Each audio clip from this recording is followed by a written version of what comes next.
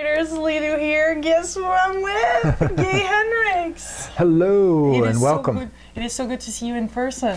Thank you. Welcome to my home. Oh, so wonderful. What a delight to connect in this way. And just want to remind everybody, you have been following my journey all along on this Juicy Living Tour. But if the Juicy Living Tour took place, it's in part because of the amazing mentorship and coaching that Guy has provided here along the way. And reading this book has made a tremendous shift in my life called The Big Leap. And also this book that I love too, The 5 Wishes. You wrote many, many books, Guy. You wrote 33 books. Yes, I've been busy. You've been busy, and yet you've been living life, and you've been living a juicy life. I've been living a wonderfully juicy life. I figured a long time ago somebody has to prove that it's actually possible to be happy all the time.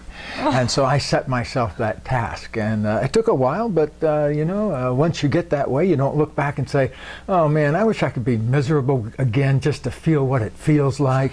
I've never once been tempted to do that. So every day is just pure magic and basically, creation and I set out to create a job that I would never want to retire from. And so that's kind of what I've spent the last 40 years doing. And so I recommend that to everybody too, by the way. As a life intention, I highly recommend that, because once I got set on that particular task, I think everybody loves to work in some fashion. Everybody loves to contribute in some fashion. And in fact, I think we all have a kind of a drive, if we listen carefully, to participate to life to the fullest. You know, what you're doing with Juicy Living. And and I mean, that's really what life is all about. Yeah. And I love your juiciness and passion. Yeah, well, to me, I feel like, you either are going to experience every moment of life as sacred, or every moment of life as not sacred. Pick one. I know which one I pick. And I love how you expand your body, and you taught me that, to just embrace, how great life can be. Yes, how great life can be. How much? Gay. There's a great poem by Elizabeth Barrett Browning that says, "He who breathes most breath lives most life." And I think there's a lot to that, because unless you're experiencing life fully in your body, well, that's where you live. That's where it all begins. And so I do a lot. My wife originally came from a movement therapy background. She was a movement therapist, and I was really into breathing. And so we kind of put the two things together, and it's really turned out to, be a lifelong gift that keeps expressing itself, is how to use your own innate body wisdom to change your life. That's my passion. So tell us, how can we tap more into that? Well, I've got a wristband on here, and I'm going to gift it to you. Oh! And in fact, it matches your colors. Color too. And if you can read it, it says, "Breathe, move, love." Breathe, move, love. Because those three words, in one way or the other, you're welcome, describe the essence of our work. Because what we want people to do is really breathe with the fullness of life. We want people to move so that they stay supple and open to new learning all the time. And we've also found that learning to love is the big life lesson that everybody is on the path of. And so we just do that directly in our work. Every day when I get up, it's about trying to figure out how much I can love that day. And where does that need to go? That's my great interest in life. And sometimes that leads me to spend the morning writing, and sometimes it, like today, will lead me into teaching for about 6 or 8 hours after you guys leave. I'm going to go down to a big hotel in Ventura and talk to 80 people that are here from all over the world doing one of our seminars, and so that's how I'm going to spend the rest of my day today. And you love that. I love it, and I feel better when I finish tonight than I do right now, and I already feel great. Because if you're doing good work, I think the act of doing it actually gives you energy rather than drains you, So, but it comes from an intention, a global intention. How would you call it? You created a context for your life, and then every day you re-energize that context. You recreate what you bring it back to life. You juice it up again some more. Well, that's it too, because you know, like a friend of mine was visiting his family, and his sister was visiting, and she's a nun and has been a nun for, you know, a long time, 20 years. And every morning when he would wake up, she would already be up, and if it was good weather, out in the garden praying. And so he would wake up at 6 o'clock and she would already be out there. And then if he woke up the next morning at 5:45, she'd already be out there. And he asked her, you know, you've been at this a long time. You know, why do you need to keep doing it every day? And she said something very beautiful. She said, I don't always wake up a nun. You know, that it has to be reinvented for yourself and re-chosen. Yeah. You know, it's like sometimes when I go into Google to get my mail, it says I need to re-enter my password. Yeah, and that password can change. Yeah. So I think life is endlessly renewing if you're doing those things on your wristband, breathing and moving and loving. Wonderful. Tell us about that problem, though, that you speak in the fifth, in the Big Leap, the upper limit problem. What is that? Is that something that prevents us from being more that we can be? Yeah, that was one of the most important discoveries of my life. It goes back now almost 40 years, but one day I had a realization. I was feeling really good, and then I noticed I started worrying about my daughter, who was a little girl at the time, and you know, she was away at camp for the first time, and it was 3 days, and I hadn't seen her every day, and you know, so I began to worry, oh, Amanda's, you know, she's unhappy, she's lonely. And so I called the director of the camp and said, how's Amanda doing? And he said, well, you're about the 6th parent to call today with that question. Let me tell you that she's doing just fine. But what's happening for you is you are missing her, and you are thinking she is unhappy.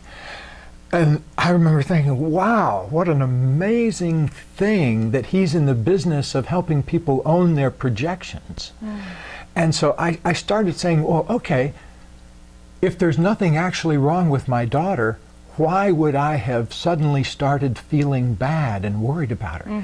And then I realized it was because I had an upper limit setting on how much good I could feel, and then I would just grab hold of something to make myself feel bad again.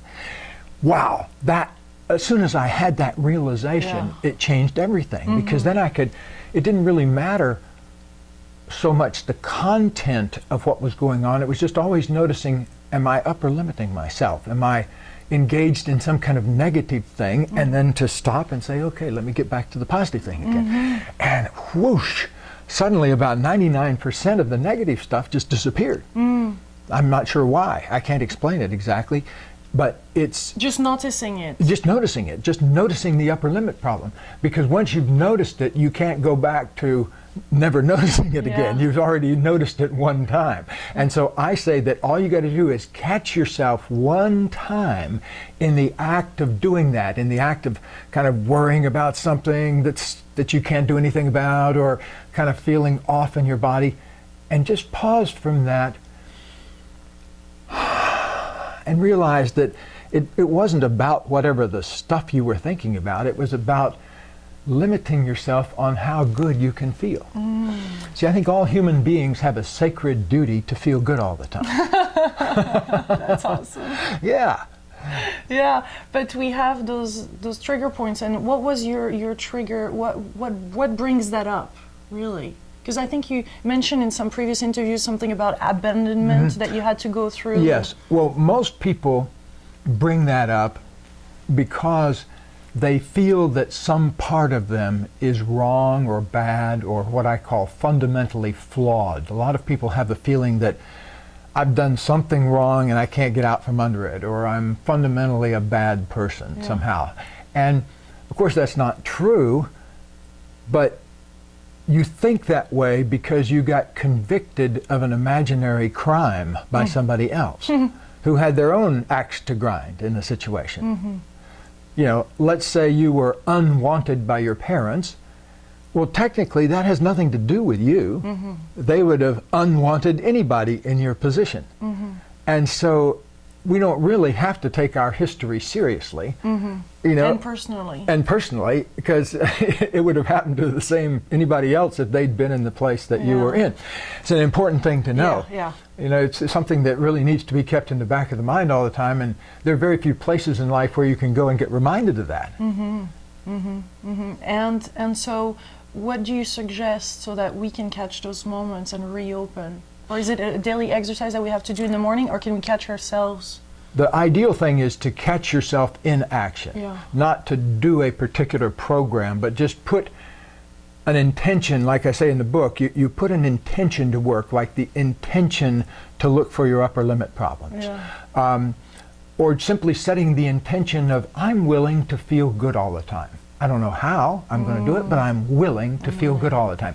And then what happens is that the things that are in the way of that will start melting out of you, and you kind of let them go effortlessly. And the good news at the end of all that is you feel good all the time.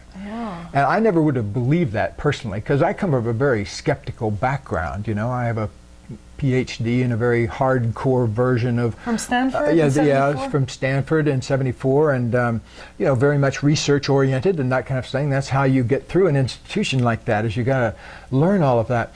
And so I come from that background, and there are many things that are now commonplace to me that I would never have believed back then. You know, almost everything we're talking about here, that I'm talking passionately about, having learned it over 40 years, is stuff that I would have sort of laughed at 45 years ago. You know, so anyway, I love that about the human organism, you know, that we can resiliate and change that much. That's very, to me, inspiring. I love your wonder question also, when you say, I wonder how great life can be. And there's a bit of humming in there. Can you explain to us why that is? Well, interestingly enough, you can't really criticize yourself while you're humming. And we recommend getting a genuine wonder hum. Like if you were really wondering about something, like, would I rather have spaghetti carbonara or would I rather have the crepe stuffed with morels mushrooms? Which one? God, they both sound good. Garçon, would you bring me a portion of each?